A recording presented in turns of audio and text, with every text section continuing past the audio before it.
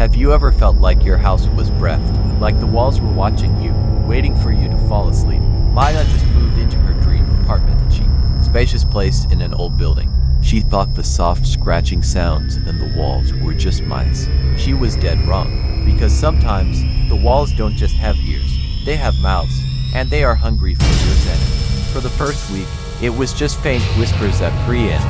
Maya couldn't understand the words, but the tone was sinister, like a decaying corpse. She ignored it, blaming her overtired mind. But then, the whispers started calling her name. One rainy night, the power went out.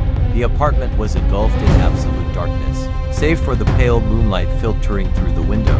The whispers grew louder, bolder. They weren't coming from the walls anymore. They were coming from inside her ears. She grabbed her flashlight and shone it at the corner of her bedroom. The shadow there didn't dissolve with the light. It began to bleed outward, forming a tall, emaciated silhouette with impossibly long limbs. It had no face, only a vertical slit that twisted into a grotesque smile. The whisper stopped, replaced by a low, rhythmic thumping, like a massive heart beating against the bricks. The creature raised a hand, its fingers elongated into sharp claws, and pressed it against the wall.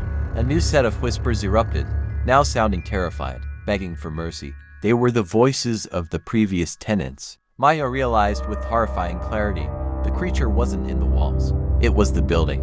Every whisper she heard was a soul it had consumed, and now it was holding its vertical mouth open, waiting to swallow her voice.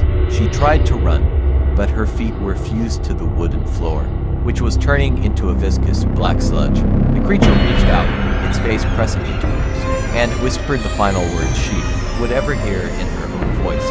Thank you for completing the silence.